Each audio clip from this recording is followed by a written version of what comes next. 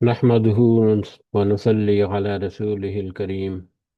أما بعد، أعوذ بالله من الشيطان الرجيم. بسم الله الرحمن الرحيم. رب اشرح لي صدري ويسر لي أمري واحلل عقدة من لساني يفقه قولي. ربي يسر ولا تعسر وتمم بالخير. اللهم لا سهل إلا ما جعلته سهلا وأنت تجعل الحزن إذا شئت سهلا. اللهم انفعنا بما علمتنا وعلمنا ما ينفعنا وزدنا علما. آمین یا رب العالمین. آج ہم انشاءاللہ اللہ کے خاص فضل و کرم سے، اس کی خاص رحمت و توفیق سے، ریاض الصالحین کی جو جلد اول ہے، والیوم 1، اس میں چیپٹر نمبر 90، اس سے اپنے سبق کا آغاز کریں گے اور کچھ احادیث کو ہم سمجھنے کی کوشش کریں گے۔ سب سے پہلے ہم اسی کی حمد اور اسی کا شکر اور اسی کی تعریف کرتے ہیں جس نے ہمیں یہ وقت اور یہ مہلت عطا فرمائی، جس نے ہمیں یہ وسائل، یہ سہولیات، یہ ضروریات، یہ ٹیکنالوجی، یہ رزق اور بے شمار انعام و اکرام اور فضل و کرم ہمارے اوپر کیا، اور خاص کر جس نے ہمارے دلوں میں یہ ڈالا کہ ہم اس بابرکت دین کو سمجھنے کی کوشش کریں۔ اللہ تعالیٰ سے دعا ہے کہ اس کوشش میں ہمیں استقامت نصیب فرمائے، اس کی صحیح سمجھ اللہ تعالیٰ ہمیں عطا فرمائے، اس کے ذریعے سے اللہ ہمیں اپنی اور اپنے ساتھیوں کی اصلاح کرنے کی توفیق عطا فرمائے، اور دنیا کے ساتھ ساتھ اللہ ہمیں آخرت کی کامیابی اور بھلائی اور اپنا خاص فضل و کرم ہمارے شامل حال رکھے۔ آمین یا رب العالمین۔ اس سے پہلے جو جو سلسلہ احادیث شروع ہوا، کتاب الآداب، یعنی آداب، ایک دوسرے کے ساتھ سلوک، ایک دوسرے کے ساتھ معاملات، گو کہ اس چیپٹر اس موضوع کے اوپر بہت ساری احادیث اور بہت سارے چیپٹرز پہلے گزر چکے، لیکن یہ ان روایتی موضوعات سے ہٹ کر کچھ اہم امور جن کو زیادہ توجہ نہیں دی جاتی، یا جن کی زیادہ اصلاح کرنے کی ضرورت ہے، جن کی فائن ٹیون کرنے کی ضرورت ہے، جن کے بارے میں ہمیں مطلب سوچ بچار رکھنے کی ضرورت ہے، تو ہمارے روزمرہ کے معاملات، ایک دوسرے کے ساتھ لین دین، ایک دوسرے کے ساتھ کمیونیکیشن پروٹوکولز کہہ لیں، کس طرح سے ایک دوسرے کا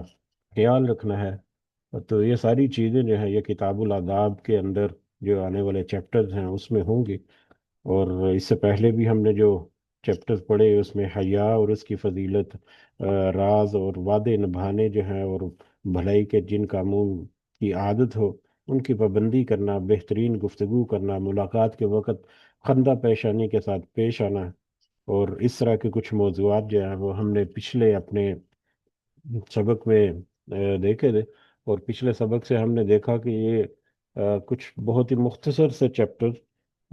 ایک دو احادیث پر مشتمل چیپٹر جو ہیں وہ ہمیں ملے، جس سے اندازہ ہوتا ہے کہ آئندہ آنے والے جو ابواب ہیں وہ بھی ایسے ہی ہوں گے، اور پھر احادیث جو ہیں وہ بھی اپنے مضامین کے اوپر ایک الگ اہمیت جو ہے وہ ہمارے سامنے رکھتی ہیں۔ تو آج ہم چیپٹر نمبر 90 سے اپنا سبق کا آغاز کرتے ہیں انشاءاللہ، اللہ کا نام لے کر۔ چیپٹر نمبر 90، جس کا عنوان یا جس کا موضوع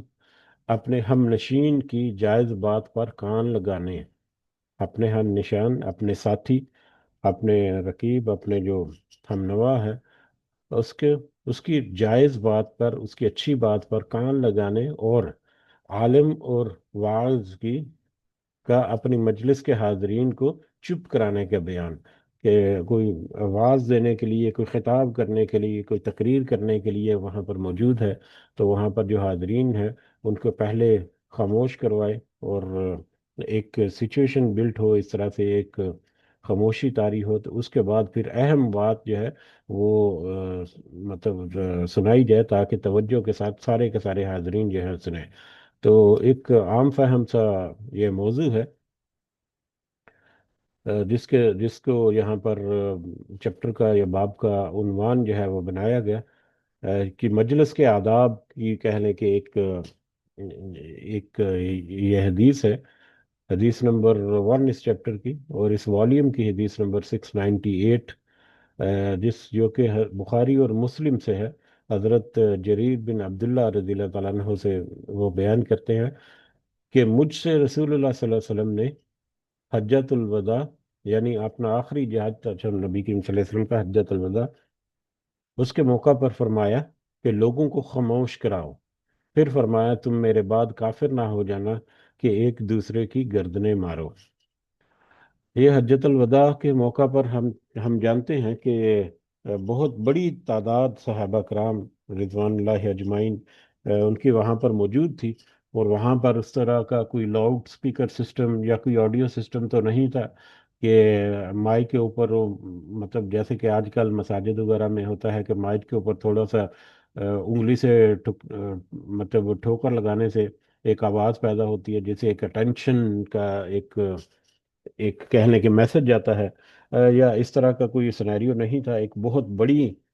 تعداد جو ہے وہ وہاں پر تھی، موجود تھی، اور اتنی بڑی تعداد میں انسان جہاں پر ہوں وہاں پر سارے خاموش ہوں، پھر بھی کچھ نہ کچھ ان کی حرکات کی وجہ سے، ان کی سانس کی وجہ سے کچھ نہ کچھ بیچ میں ایسا رہتا ہے۔ اور بہرحال وہاں پر وہ موجود جتنے صحابہ کرام تھے وہ اپنی اپنی باتوں میں یا اپنے اپنے دیگر معاملات میں مشغول تھے۔ تو نبی کریم صلی اللہ علیہ وسلم نے حضرت جریر بن عبداللہ سے کہا کہ حاضرین جو ہیں ان کو خاموش کراؤ، تاکہ وہ اپنا خطبہ ڈلیور کریں، اپنی بات جو ہے وہ شروع کر سکیں۔ اور پھر یقیناً وہ سب خاموش ہوئے، اور پھر نبی کریم صلی اللہ علیہ وسلم نے اپنا خطبہ جو ہے وہ وہاں پر ارشاد فرمایا، اور ایسا عظیم الشان خطبہ کہ قیامت تک آنے والے جتنا بھی پیریڈ ہے، کوئی اتنا عظیم و شان خطبہ جو ہے وہ کوئی مطلب نہیں ملتا ہمیں، نہ ہی ملے گا۔ تو بہرحال اس میں ایک تو حاضرین کے ساتھ اچھی بات ان کو بتانے کے لیے، ان کو واعظ و نصیحت کرنے کے لیے پہلے ایک ماحول کریٹ کرنا کہ ایک اہم نقطہ جو ہے وہ اب پیش خدمت ہونے جا رہا ہے، تو لہذا اس کے اوپر اب توجہ کے ساتھ سننے کی ضرورت ہے، اور توجہ کے ساتھ اسی وقت سنا جا سکتا ہے جب وہ خاموشی ہو، جب اٹینشن ہو، اور جب سارے کے سارے جو ہیں وہ توجہ اپنی جو ہے وہ اسپیکر کی طرف، جو تقریر کر رہا ہے یا جو بات کرنا چاہ رہا ہے اس کی طرف سارے کے سارے متوجہ ہوں۔ دوسرا، اس حدیث اس چیپٹر کا جو موضوع جو امام نبوی نے بنایا ہے اس میں دو پوائنٹس ہیں۔ دوسرا پوائنٹ جو ہے، ایک تو یہ پوائنٹ کہ اچھی طرح سے مجلس کو بہترین انداز سے ریڈی ہونا چاہیے تاکہ وہ اپنا جو مقرر ہے وہاں پر اس کی بات کو سن سکے، اور دوسرا جب جائز بات ہو رہی ہو تو کان لگا لگا کر توجہ سے سننا جائز ہے۔ اگر تو اچھی بات ہو رہی ہے، نیک بات ہو رہی ہے، کسی اصلاح کی طرف ہے، کوئی اس طرح سے بات چل رہی ہے، تو ایسی صورت میں کان لگا کر بات سننا جو ہے، یعنی کئی دفعہ وہ پردے میں اوٹ میں ہوتا ہے انسان، اتنے بڑے مجمع میں کوئی یہ سامنے کھڑا ہے، کوئی پیچھے کھڑا ہے، کوئی سائڈ پہ کھڑا ہے، کس کو کوئی دیوار کے پیچھے یا کسی اوٹ کے پیچھے جگہ ملی ہے کھڑے ہونے کی یا بیٹھنے کی، تو جہاں کہیں بھی وہ ہے ایک اچھا موضوع جو ہے وہ چل رہا ہے تو اس موضوع کو پھر توجہ کے ساتھ سننا، کان لگا کر سننا، یا بڑی غور سے سننے کی کوشش کرنا، خاص کر آواز کا اس وقت کا ماحول اگر دیکھیں تو ہزاروں صحابہ کرام کی موجودگی میں اس طرح سے مطلب تھی کہ دور تک آواز جانا بھی اس طرح سے مشکل تھا، تو پھر ایک دوسرے سے لے کر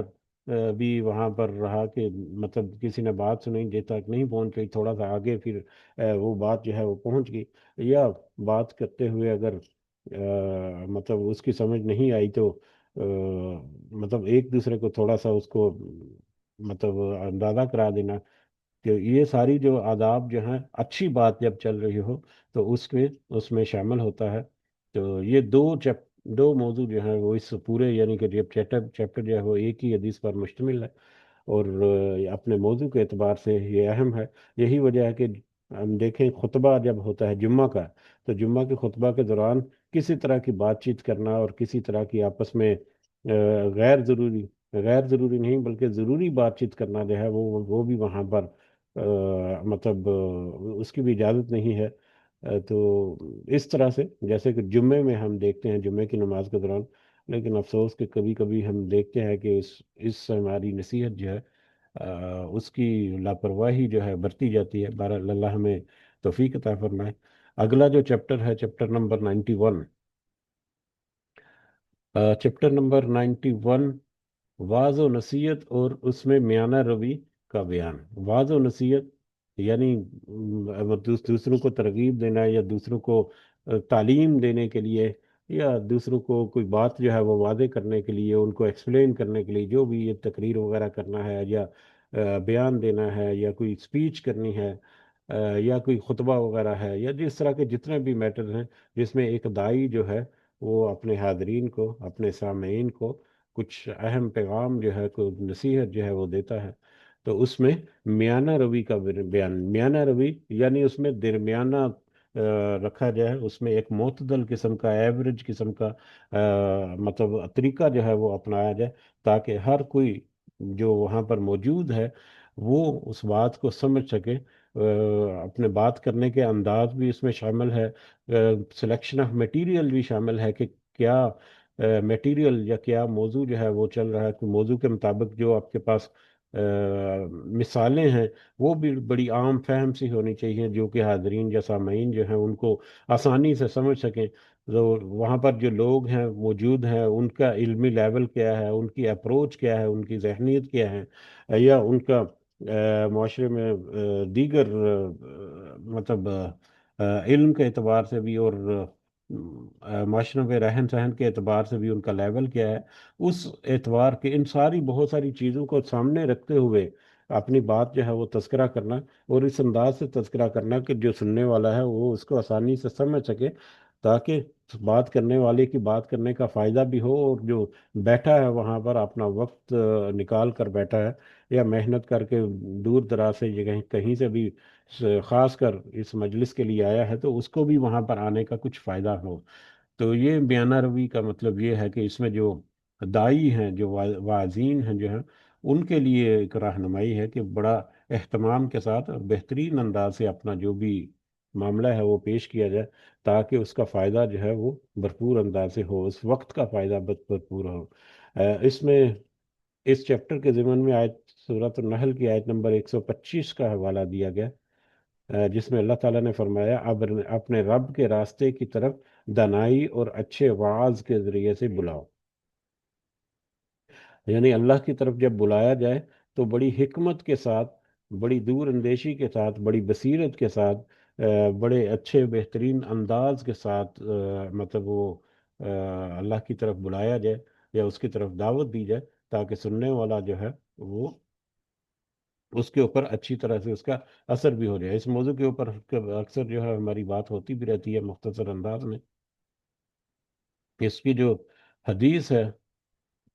699، اور اس چیپٹر کی پہلی حدیث، یہ حدیث بخاری اور مسلم کی حدیث ہے یہ بھی، جس میں حضرت ابو وائل حضرت ابو وائل شقیق بن سلمہ رضی رضی اللہ تعالیٰ رحمۃ اللہ علیہ بیان کرتے ہیں کہ ہمیں حضرت ابن مسعود رضی اللہ تعالیٰ عنہ ہر جمعرات کو ایک مرتبہ وعظ و نصیحت فرمایا کرتے تھے۔ حضرت ابن مسعود ہر جمعرات کو اپنے ساتھیوں کو وعظ و نصیحت ہفتے میں ایک دفعہ جو ہے وہ کیا کرتے تھے۔ تو ان میں سے ایک آدمی نے کہا کہ اے ابو عبد الرحمن، میری بڑی خواہش ہے کہ آپ ہمیں روزانہ وعظ فرمایا کریں، آپ ہمیں روزانہ وعظ فرمایا کریں۔ تو آپ نے فرمایا یہ آپ یہاں پر غالباً اس کے اوپر جو صلی اللہ علیہ وسلم کا نشان جو ہے یہ غلطی سے پرنٹنگ میں ہوگا، کیونکہ یہ بات جو حضرت ابن مسعود رضی اللہ تعالیٰ عنہ کی بیان کی جا رہی ہے۔ تو رضی اللہ تعالیٰ عنہ کہیں گے کہ آپ رضی اللہ تعالیٰ عنہ ہمیں روزانہ وعظ فرمایا کریں، تو آپ نے فرمایا مجھے روزانہ وعظ کرنے سے یہ چیز روکتی ہے کہ میں تمہیں اکتاہٹ میں ڈالنا پسند نہیں کرتا، میں وعظ و نصیحت میں تمہارا خیال رکھتا ہوں، جس طرح رسول اللہ صلی اللہ علیہ وسلم ہمارا خیال رکھتے تھے کہ کہیں ہم اکتا نہ جائیں۔ تو اس میں بھی ایک نبی کریم صلی اللہ علیہ وسلم کی سنت جو ہے وہ پتہ چلی، اس سنت کو فالو کیسے کرتے تھے صحابہ کرام،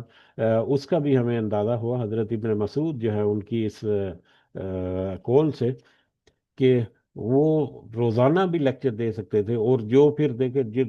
جو کسی فیلڈ میں ماہر ہو جاتا ہے، خاص کر دین کی جب بات کریں اگر، تو دین کی بات میں جب جو بھی کوئی کسی بھی فیلڈ میں جب کوئی ماہر ہوتا ہے، یا جب اس کو لگتا ہے کہ اس کے پاس تھوڑی سمجھ بوجھ ہے، یا تھوڑا انداز اس کا ایسا ہے، یا تھوڑا سا اس کے پاس ایسی باتیں ہیں جو اس کے پاس امانت ہے دوسروں کے لیے، تو اس کی یہ بڑی شدید خواہش ہوتی ہے کہ وہ دوسروں کے اوپر ان کو ذکر کرے، دوسروں کو بتائے، دوسروں کو اس کی طرف بلائے، اور یہ مختلف موضوعات جو ہیں، یا مختلف جو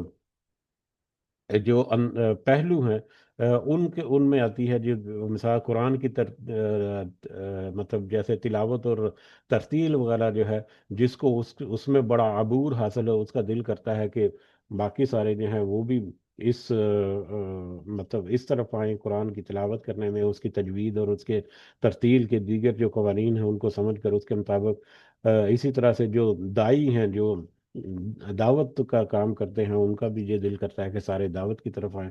سارے اسلام کی طرف آئیں، تو مختلف موضوعات میں ان کا، لیکن اس میں پھر کسی کو مشقت میں نہیں ڈالنا چاہیے، یہ نبی کریم صلی اللہ علیہ وسلم کی سنت بھی ہمیں پتہ چلی اس حدیث سے، اور پھر صحابہ کرام کا اس پہ اوپر عمل پیرا ہونا جو ہے وہ بھی، کہ اس میں اکتاہٹ نہ آ جائے،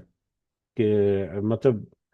پچھلی جو ہم نے حدیث پڑھی اسی سے متعلقہ یا اسی سے لنک کر کے اگر ہم دیکھیں کہ اس انداز سے، ایک تو پچھلی جو حدیث تھی اس میں تھا کہ کس انداز سے اور کوئی کون سا سبجیکٹ میٹر اور کس میٹیریل اور کس طرح کی مثالیں جو ہیں وہ بیان کی جا رہی ہیں، تو اس حدیث میں ہے کہ اس کا انوائرمنٹ جو ہے وہ کیسا ہے، کیا وہ سوٹ کرتا ہے وہاں کے جو لوگ ہیں، کچھ لوگ جو ہیں جو تو پہلے ہی بڑے آگے آگے ہونے کی کوشش کرتے ہیں، ان کا تو دل کرتا ہے کہ ہر وقت تو کسی نہ کسی کی بات سنتے رہے، ان کے ساتھ ایک الگ انداز سے پیش آ کر ان کے ساتھ ان کی خواہشات اور ان کی مرضی اور ان کی نیچر کے مطابق ڈیل کرنا ہے، لیکن بعض دفعہ ایسا ہوتا ہے کہ کچھ لوگ جو میری طرح کے لوگ، جن جو زیادہ مطلب نہیں جو اس میں آتے، یا بہت کم اس کی طرف توجہ دیتے ہیں، ان کو اگر زور زبردستی سے کھینچ کر کوئی سخت باتیں کر کے کوئی سخت طرح کی مطلب نصیحت وغیرہ کر کے جب اس کو بلایا جائے، تو ان میں ایک نیگیٹو ریئیکشن جو ہے وہ ڈیولپ ہوتا ہے، ایک نیگیٹیوٹی جو ہے بلکہ دوری کا احساس کئی دفعہ مطلب اکتاہٹ اس طرح کی کہ کیا مصیبت پڑ گئی ہے، میں مطلب آرام سے جا سکتا ہوں، یا میرا یہ وقت جو ہے وہ سونے اٹھنے کھانے پینے کا ہے، یا جو بھی ہے، تو اس طرح سے کوئی اس طرح کے جذبات نہ پیدا ہونے پائیں کسی بھی مطلب دائی کے لیے ضروری ہے کہ وہ اپنا سامع جو ہے، یا جس کو وہ کتاب یا جس کو وہ بیان کرنا چاہ رہا ہے، اس کی جو کیفیت ہے اس کو اپنے سامنے ضرور رکھے، اور پھر ہمیں ہمارا دین جو ہے وہ اپنے دین میں آسانی کی ہدایت جو ہے وہ بھی فرماتا ہے، اس کے بعد اس بارے میں بہت ساری احادیث بھی ہم نے پڑھی تھی، مجھے یاد ہے کہ ایک حدیث ہم نے رمضان کے سلسلے میں پڑھی تھی، رمضان میں قیام اللیل کے سلسلے میں، غالباً پچھلے جو رمضان گزرا اس کی، کہ رات کو قیام اللیل یا تراویح جسے ہم کہتے ہیں رمضان کی، تو اس کے بارے میں ایک حدیث تھی کہ جو، یا کچھ حدیث کو ریفرنس کر کے کوٹ کیا گیا تھا کہ اگر کوئی مشقت فیل کرے، یا اگر کسی کو مشکل لگے کہ وہ اتنی لمبی مطلب نہیں جاری رکھ سکتا وہ تراویح وغیرہ، اس میں کافی ٹائم جو ہے وہ لگتا ہے، اس میں کھڑا بھی ہونا پڑتا ہے، وہ ہمیں اندازہ ہے اس کا، تو جو اس چیز سے اکتائے، یا جس کو بھاری لگے، یا جس کو مشکل لگے یہ چیز فالو کرنا، تو اس کو چاہیے کہ وہ اس کو وہ چھوڑ دے، اور جب وہ آسانی کی وقت میں ہو اس وقت وہ اس کو کنٹینیو کر لے، کیونکہ یہ نفلی عبادت ہے، یہ فرض عبادت نہیں ہے، تو نفلی عبادت کے لیے کسی کو اس طرح سے کھینچ کر لانا یا مجبور کرنا کہ وہ نیگیٹو اس کا رجحان پیدا ہو جائے کہ یہ کس مصیبت میں مجھے ڈال دیا ہے، اس سے بہتر ہے کہ اس کو ریلیکس رکھا جائے، تاکہ وہ بہترین انداز سے جتنا بھی وہ وقت جو ہے، بجائے اس کے کہ 2 گھنٹے 3 گھنٹے لگائے، 10 15 منٹ آدھا گھنٹہ جتنا بھی وہ وقت لگائے، تو وہ وقت جو ہے وہ اچھی طرح سے لگائے، اور نیکسٹ ٹائم اس کو واپس اس طرف آنے کا دل بھی کرے، تو یہ بہت ساری چیزیں جو ہے وہ ہمیں بہت ساری دوسری اگر دیگر احادیث اور مثالیں جو ہیں اگر ان کو سامنے رکھیں، تو ہمیں اس میں ایک بڑی حکمت جو ہے وہ نظر آتی ہے، لیکن اس کے باوجود ہمیں اپنے طور پر ضرور احساس رکھنا چاہیے کہ مطلب کوشش ضرور کریں، اور وہ لوگ جو اس طرف نہیں آتے ان کو حکمت سے بلانا، یہ بہت بڑی ایک صبر آزما بات بھی ہے، ایک صبر آزما کام بھی ہے ان لوگوں کے لیے جو دین کی طرف بلاتے ہیں، اللہ کی بات کی طرف بلاتے ہیں لوگوں کو۔ یہ ان کے صبر کا امتحان بھی اس میں ہوتا ہے کہ کس طرح سے وہ ڈیل کرتے ہیں اپنے سامعین کو، یا اپنے جو آڈینس ہے اس کو۔ اگلی حدیث، حدیث نمبر 2، یہ بھی صحیح مسلم کی حدیث ہے، جو کہ ابو یقظان عمار بن یاسر رضی اللہ تعالیٰ عنہما سے روایت ہے کہ میں نے رسول اللہ صلی اللہ علیہ وسلم کو فرماتے ہوئے سنا کہ آدمی کا لمبی نماز پڑھنا اور اپنے خطبے میں اختصار کرنا، آدمی کا لمبی نماز پڑھنا اور اپنے خطبے میں اختصار کرنا اس کی سمجھداری کی علامت ہے۔ اس لیے تم نماز لمبی کیا کرو اور خطبہ مختصر دیا کرو۔ یہ نماز اور خطبہ جو ایک جگہ پر، دونوں ایک دفعہ ایک ہی جگہ پر آ گئے ہیں، تو اس سے مراد یہاں پر جمعہ کا خطبہ جو ہے، جس کے بعد نماز بھی ادا کی جاتی ہے، کہ بطور خاص جمعہ کا خطبہ یا ایسا خطبہ جس کے ساتھ نماز بھی منسلک ہوتی ہے، جیسا کہ عیدین کا ہے۔ عید کے موقع پر جو خطبہ ہوتا ہے اس کے بعد نماز جو ہے، اس سے پہلے نماز ہوتی ہے عید کی نماز میں، اور جمعے کے خطبے میں بعد میں نماز ہوتی ہے۔ تو بہرحال یہاں پر بھی اس حدیث سے ہمیں پتہ چلتا ہے کہ اپنا خطبہ یا جو اپنا بیان جو ہے اس کو مختصر رکھا جائے، اور نماز جو ہے وہ لمبی، یا نماز لمبی کا مطلب یہ نہیں ہے کہ نماز میں سورہ بقرہ شروع کر لی اور سورہ بقرہ مطلب آدھی بقرہ جو ہے وہ پڑھ کے تو پھر نماز لمبی کا مقصد یہاں پر جو کمپیئر کیا جا رہا ہے خطبے کے اعتبار سے، کہ خطبہ آپ کا مختصر ہو، کہ آپ کو نماز جو ہے وہ لمبی نہ لگے۔ نماز کی جو سنت بلکہ جو تلاوت جو ہے کی جاتی ہے نماز کے دوران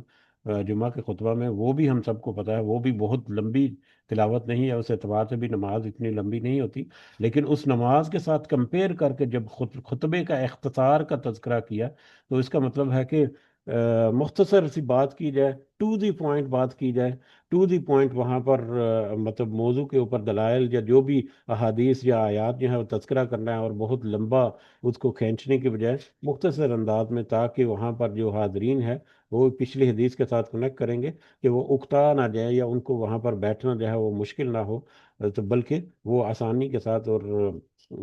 آرام کے ساتھ وہ بیٹھ کر جتنی تھوڑی سی بات، بجائے اس کے کہ لمبی بات ہو اور لمبی بات میں پھر اکتاہٹ ہو، پھر اس میں ذہن جو ہے وہ دوسری طرف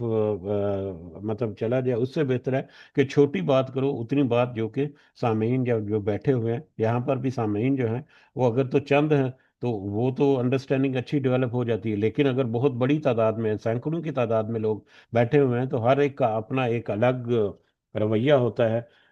ہر ایک کا اپنا الگ ایک نظریہ ہوتا ہے، یا الگ اس کی طبیعت ہوتی ہے۔ کچھ جو ہیں اس میں وہ چاہتے ہیں کہ ہمارے سامنے بہت اچھے اذکار جو ہے لمبے چلیں، کچھ وہ کہیں گے کہ جلدی جلدی یہاں سے ختم ہو اور میں یہاں سے بھاگوں۔ حالانکہ یہ رویہ جو ہے یہ مناسب نہیں ہے، اس میں ہمیں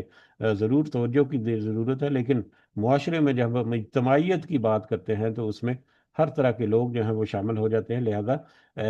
اوور آل سنیریو جو ہے اس کو مد نظر رکھتے ہوئے یہاں پر تذکرہ کیا گیا کہ جمعہ کے خطبے کے دوران جو ہے اس کو مختصر رکھ کے، ٹو دی پوائنٹ بات کر کے جمعہ جو ہے وہ اختتام کریں، تو اس کے بعد پھر نماز جو ہے وہ ادا کریں۔ لیکن ہم گلف میں یہاں پر دیکھتے ہیں، جو گلف میں رہنے والے یہاں پر مطلب 10 12 منٹ، 15 منٹ، 20 منٹ کا، زیادہ سے زیادہ 20 سے 25 منٹ کا خطبہ جو ہے وہ ہوتا ہے جمعہ کے دوران۔ لیکن پاکستان میں اگر چلے جائیں تو کچھ مساجد تو ایسی ہیں کہ ایک ایک گھنٹہ تک وہاں پر خطبہ چلا رہتا ہے، اور پھر بہت سارے مکاتب فکر ایسے ہیں، مطلب نام لینا مناسب نہیں ہے، وہاں پر موضوعات بحث جو ہے وہ بھی قرآن و حدیث سے بہت دور دور ہوتے ہیں، کہ وہ کوئی پتہ ہی نہیں چلتا، نہ کوئی قرآن کی آیت پڑھی بیچ میں، کوئی نہ کوئی حدیث کا تذکرہ کیا، بس اپنے اولیاء اور سرکاروں کی باتیں کی، اور مطلب اس طرح سے معاملات چلے۔ بہرحال اللہ تعالی ہماری رہنمائی کرے اور ہمیں نصیحت عطا فرمائے، ہمیں توفیق دے کہ ہم ان باتوں کے اوپر نصیحت حاصل کریں۔ تو ضرورت ہے ان خطیبوں کو یہ آیات، ایسی احادیث کو سمجھنے کے لیے، کہ اگر ان میں کچھ فائن ٹیون کرنے کی ضرورت ہے اپنے معاملات کو، تو وہ ضرور کریں۔ اور اس کے علاوہ عام جو لوگ ہیں ان کے لیے بھی، جو اس طرح سے جیسے کہ مجلس وغیرہ کچھ ہوتی ہے، یا اس طرح سے مختلف طرح کے جو پروگرامز ہوتے ہیں، تو اس میں بھی اختصار کے ساتھ ٹو دی پوائنٹ بات کرنا جو ہے، اس کو اہمیت دینی چاہیے، یا اس کو مد نظر رکھنا چاہیے۔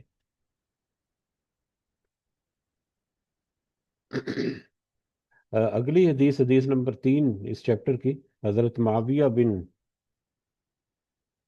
یہ حدیث ہے، صحیح مسلم کی حدیث ہے یہ، حضرت معاویہ بن حکم سلمی رضی اللہ تعالیٰ عنہ سے ہے، وہ روایت بیان کرتے ہیں کہ ایک وقت میں رسول اللہ صلی اللہ علیہ وسلم ایک وقت میں رسول اللہ صلی اللہ علیہ وسلم کے ساتھ نماز پڑھ رہا تھا کہ نمازیوں میں سے ایک شخص کو چھینک آئی، تو میں نے کہا یرحمک اللہ۔ جب چھینک آئے تو چھینک کا جو ہے الحمدللہ کہنا چاہیے، اور اس کے جواب میں یرحمک اللہ کہنا چاہیے۔ تو اس کا بھی بلکہ آگے جواب ہے، جو چھینک دینے والا ہو جو یہدیکم اللہ ہو یہدی کیا ہے وہ چلے بہرحال، تو اس نماز کے دوران ایک شخص کو چھینک آئی، تو میں نے یعنی حضرت معاویہ بن حکم نے یرحمک اللہ کہہ دیا، تو پس لوگ مجھے گھور کر دیکھنے لگے۔ نماز کے دوران اندازہ ہوا کہ لوگوں نے اس کی طرف توجہ یا اس کو اچھا نہیں جانا۔ میں نے کہا ہائے ماں کی جدائی، یہ محاورہ ہے جو عربی میں استعمال کیا جاتا ہے، یہ کوئی بددعا نہیں ہے، بلکہ یہ ایسی سچویشن کو بھانپنے کے لیے، یا ایسی سچویشن کو رسپونڈ کرنے کے لیے بہت ساری مطلب چیزیں باتیں جو ہے وہ ہمارے محاورے میں روزمرہ کے استعمال ہوتی ہے اس طرح کی۔ بہرحال انہوں نے کہا ہاں ہائے ماں کی جدائی، یہ محاورہ، اور تمہیں کیا ہے کہ تم مجھے گھور گھور کر دیکھ رہے ہو؟ بس وہ اپنے ہاتھ اپنی رانوں پر مارنے لگے، یعنی نماز کے دوران وہ اشارہ کرنے لگے کہ خاموش ہو جاؤ، یا نماز کا احترام، یا نماز کے میٹر میں۔ تو ایک اس طرح کی ایک سینیریو یا سچویشن کیسی ڈیولپ ہوئی، یہ دیکھنے کی بات ہے یہاں پر۔ جب میں نے انہیں دیکھا کہ وہ مجھے خاموش کرا رہے ہیں، تو میں خاموش ہو گیا۔ یہ ایک سچویشن کریٹ ہوئی، اور پھر خاموشی ہوگی نماز کے دوران۔ پھر جب رسول اللہ صلی اللہ علیہ وسلم نماز سے فارغ ہو گئے، پس میرے ماں باپ آپ پر قربان صلی اللہ علیہ وسلم، میں نے آپ صلی اللہ علیہ وسلم جیسا معلم استاد آج آپ سے پہلے دیکھا، اور نہ ہی آج کے بعد جو آپ سے زیادہ اچھی تعلیم دینے والا ہو۔ اللہ کی قسم، آپ صلی اللہ علیہ وسلم نے مجھے ڈانٹا نہ مارا، اور نہ ہی شب و ستم کیا، یعنی مجھے کوئی جھڑکا، کوئی میرے اوپر ناراضگی کا اظہار نہیں کیا کہ یہ تم نے کیا کر دیا نماز کے دوران اس طرح سے، مطلب ایک اس طرح سے نماز میں ایک بے چینی جو ہے وہ دکھنے کو ملی۔ اس کے اوپر بھی نبی کریم صلی اللہ علیہ وسلم نے کسی طرح کا کچھ نیگیٹو ریئیکشن یا سخت رویہ جو ہے وہ اختیار نہیں کیا، بلکہ بے شک انہوں نے، نبی کریم صلی اللہ علیہ وسلم نے کہا کہ بے شک یہ نماز ایسی چیز ہے کہ اس میں انسانوں کی گفتگو میں سے کوئی بات درست نہیں، یہ تو صرف تسبیح، تکبیر اور قرآن پڑھنے کا نام ہے۔ یا جیسے رسول اللہ صلی اللہ علیہ وسلم نے ارشاد فرمایا، میں نے عرض کیا، کہ یا رسول اللہ صلی اللہ علیہ وسلم، جب زمانہ جاہلیت کے قریب ہوں، اب اللہ اسلام کو لے آیا ہے، اور ہم میں سے کچھ لوگ نجومی کے پاس جاتے ہیں، آپ نے ارشاد فرمایا تم ان کے پاس مت جایا کرو۔ میں نے کہا اور ہم میں سے کچھ لوگ تو بدشگونی لیتے ہیں دوسروں کے، بدشگونی خام خواہ سے وہم کرنا، اور خام خواہ سے اپنے اوپر باتیں لے لینا کہ میرے اوپر کسی نے کوئی مطلب کوئی جادو کر دیا ہے، یا میرے اوپر کوئی ایسا اثر ہو گیا کہ اپنے جان کے اوپر یا اپنے نفس کے اوپر ایسی باتوں کو لے لینا۔ تو آپ صلی اللہ علیہ وسلم نے فرمایا ایک ایسی چیز ہے جسے وہ اپنے سینوں میں محسوس کرتے ہیں، یعنی دل کے بہلاوے کی بات ہے، یہ دل کی ایک بات ہے، اس کو دل سے نکال دینا جو ہے، یہ ان کو کام سے ہرگز نہ روکے، یعنی ایسی باتوں کو دل میں جگہ نہیں دینی چاہیے کہ کسی نے میرے ساتھ اگر کر دیا، وہ صرف اللہ تعالیٰ کی طرف توجہ رکھنی چاہیے کہ اللہ تعالیٰ کی طرف سے اگر حکم ہے تو پھر ہی کچھ ہو سکتا ہے، ادروائز کوئی کچھ نہیں کر سکتا۔ تو بہرحال اس حدیث میں جو ہم موضوع کے اوپر جو بات ہے وہ یہ ہے کہ کس انداز میں نبی کریم صلی اللہ علیہ وسلم نے ایک ایسی سچویشن نماز کے درمیان ڈیولپ ہوئی، لیکن اس کے باوجود نبی کریم صلی اللہ علیہ وسلم نے کوئی سختی یا کوئی غصہ ناراضگی کا اظہار نہیں کیا، بلکہ اپنی شیریں زبان کے ساتھ، اپنے بہترین انداز کے ساتھ انہوں نے سمجھایا اور بتایا کہ یہ نماز جو ہے یہ تو تسبیح اور تکبیر اور قرآن پڑھنے کا نام ہے، لہذا اس میں ان چیزوں کا اہتمام رکھنا جو ہے وہ چاہیے۔ تو اب ظاہر ہے اچھے جاننے والے سارے کے لوگ تھے، ان کو وہاں پر یہ تعلیم دینے کی ضرورت تو نہیں تھی کہ مطلب الف سے لے کر الف بے سے لے کر اس کو اینڈ تک جا کے سمجھایا جائے، صرف بات کرنے کا انداز جو ہے وہی کافی تھا، یا اشارہ کرنا کافی تا۔ تو انہوں نے پھر یقیناً صحابہ کرام نے اس اشارے کو سمجھا بھی، اور پھر اس حدیث کی شکل میں آج ہمارے سامنے بھی اسی طرح سے ہے کہ ہم جو مجلس کے آداب ہیں جہاں پر ہم موجود ہیں، نماز کے دوران ہیں، تب نماز کے اپنے آداب ہیں، ان کو ہم ملحوظ خاطر رکھیں گے۔ کسی مجلس میں، کسی مجمع میں، کسی محفل میں بیٹھے ہیں تو اس کے آداب، ان کے اس ماحول کے مطابق ان کو ملحوظ خاطر رکھنا جو ہے وہ بھی ہمارے لیے یہاں پر ضروری محسوس ہوتا ہے ان احادیث کی روشنی میں۔ اگلی حدیث، حدیث نمبر 4 اس چیپٹر کی، حضرت ارباز بن ساریہ رضی اللہ تعالیٰ عنہ سے روایت ہے کہ ہمیں رسول اللہ صلی اللہ علیہ وسلم نے ایسا بلیغ، مؤثر اور واضح ارشاد فرمایا کہ جس سے دل ڈر گئے اور آنکھوں سے آنسو جاری ہو گئے۔ حضرت ارباز نے ساری حدیث بیان کی، یہ ایک لمبی حدیث ہے جو کہ نبی کریم صلی اللہ علیہ وسلم نے تذکرہ کی۔ تو وہ کہا کہ اس انداز میں، اس مؤثر انداز میں انہوں نے تذکرہ کیا، ان کا انداز بیان جو ہے وہ اس قدر تھا، ان کی باڈی لینگویج اس قدر متاثر کن تھی، اس کے اندر جو موضوعات تھے، یا اس کے اندر جو مثالیں بیان کی گئیں، یا اس کے اندر جو ٹاپکس ڈسکس کیے گئے، ان کی ریلیونس جو ہے اس موضوع کے مطابق وہ اس قدر مؤثر تھی، اور اس قدر مؤثر وہ خطبہ تھا کہ اس کا اثر اس قدر ہوا کہ جس سے دل ڈر گئے اور آنکھوں سے آنسو جاری ہو گئے۔ تو اس طرح سے مؤثر انداز میں خطبہ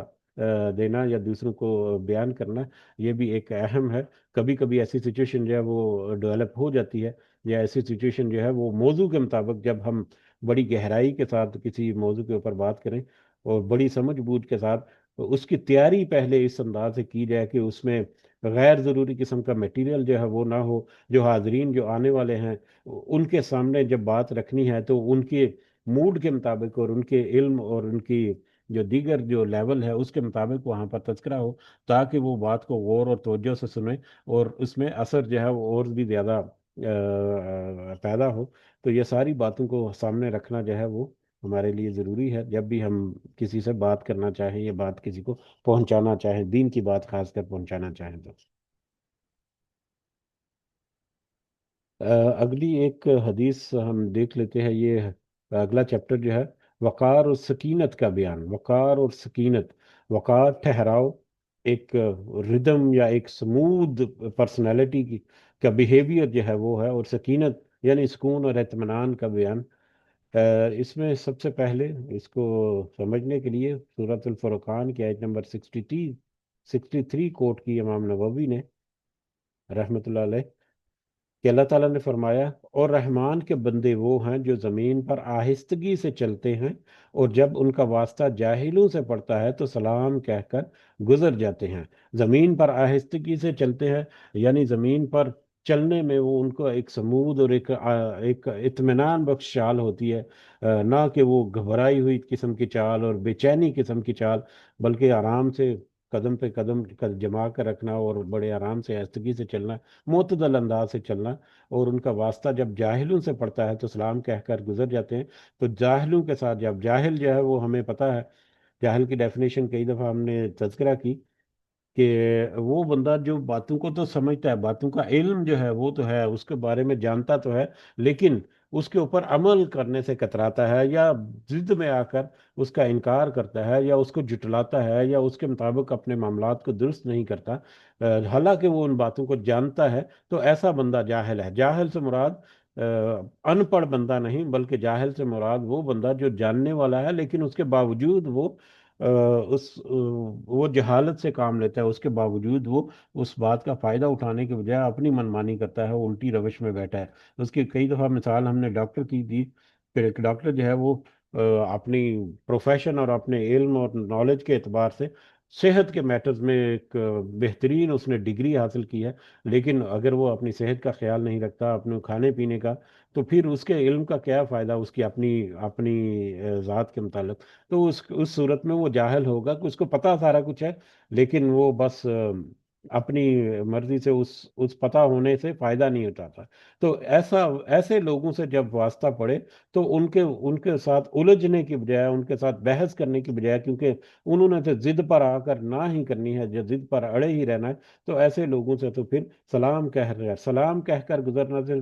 مراد یہ کہ معروف طریقے سے، اچھے طریقے سے ان سے وہاں پر مطلب وہ بات کو قطع کر کے، یا بات کو وہیں پر وائنڈ اپ کر کے چھوڑ دینا چاہیے، بجائے اس کے کہ لمبی چوڑی ایسے ہی بلا وجہ کی بحث ہو، اور اس میں بلا وجہ کی بحث کا حاصل بھی وہ جاہلوں کے سامنے جو ہے وہ بے سود ہی ہوتا ہے۔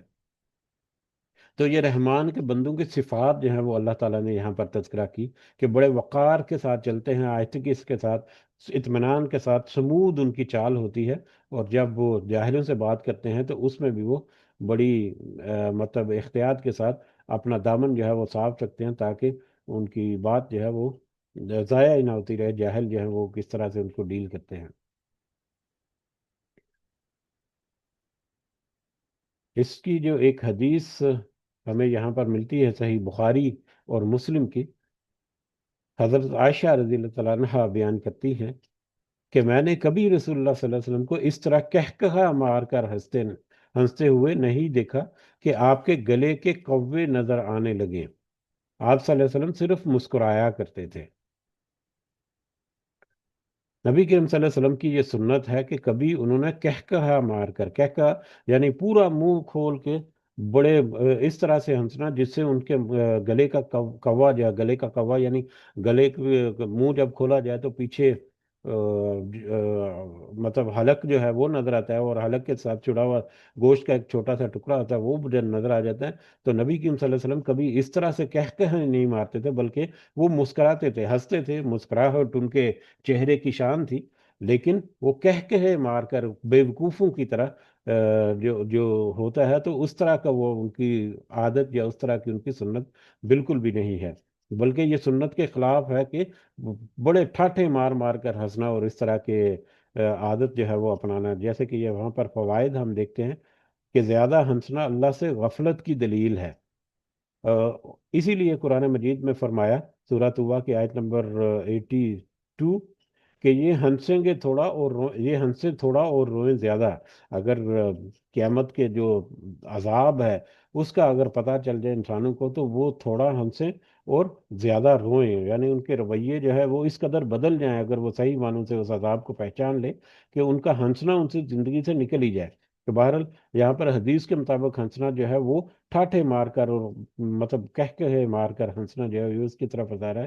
علاوہ ازیں کھلکھلا کر ہنسنا اور ٹھٹھے مار کر ہنسنے سے انسان کا وقار اور اس کا روب اور دبدبہ ختم ہو جاتا ہے، اس لیے باوقار، سنجیدہ اور اصحاب شرف و فضل اس طرح ہنسنے سے گریز کرتے ہیں، گو ان کے لبوں پر ہر وقت مسکراہٹ رہتی ہے۔ مطلب یہ کہ ہنسنے میں بھی دائرہ ادب سے باہر نہیں نکلنا چاہیے۔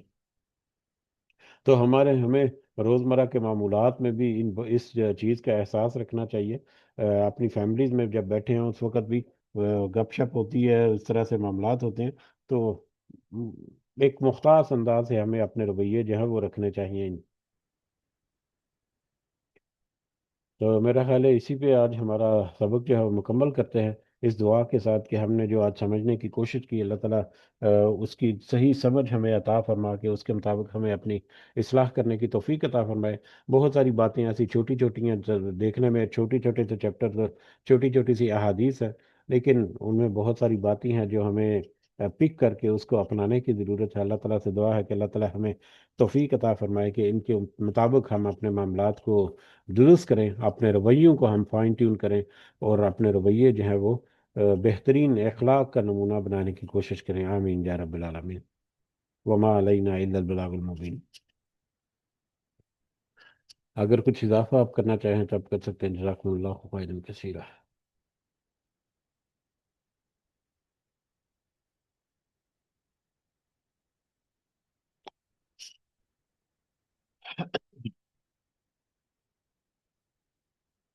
جی پھر اجازت چاہتے ہیں، انشاءاللہ دعاؤں میں سب کو یاد رکھیں، اللہ تعالیٰ سب کا حامی و ناصر ہو، ہمارے جتنے معاملات ہیں اللہ تعالیٰ اپنی خاص مدد اور خاص رہنمائی ہمارے ساتھ رکھے،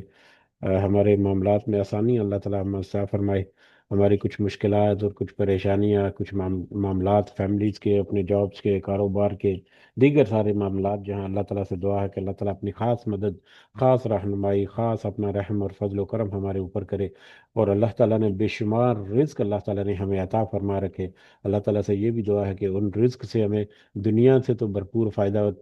لینے کی توفیق عطا فرمائے، لیکن ہمیں یہ خاص توفیق عطا فرمائے اللہ تعالیٰ کہ ان رزق کو اللہ تعالیٰ ہمیں دنیا کی کمائی کے ساتھ ساتھ آخرت کی کمائی کرنے کی ہمیں اللہ تعالیٰ توفیق عطا فرمائے۔ آمین یا رب العالمین۔ رب ارحمہما کما ربیانی صغیرہ، رب ارحمہما کما ربیانی صغیرہ، رب ارحمہما کما ربیانی صغیرہ۔ ربنا آتنا في الدنيا حسنة وفي الآخرة حسنة وقنا عذاب النار۔ ربنا ظلمنا أنفسنا وإن لم تغفر لنا وترحمنا لنكونن من الخاسرين۔ ربنا تقبل منا إنك أنت السميع العليم وتب علينا إنك أنت التواب الرحيم۔ سبحان ربك رب العزة عما يصفون وسلام على المرسلين والحمد لله رب العالمين۔ سبحانك اللهم وبحمدك أشهد أن لا إله إلا أنت أستغفرك وأتوب إليك۔ جزاكم الله خيرا كثيرا۔ السلام علیکم ورحمۃ اللہ وبرکاتہ۔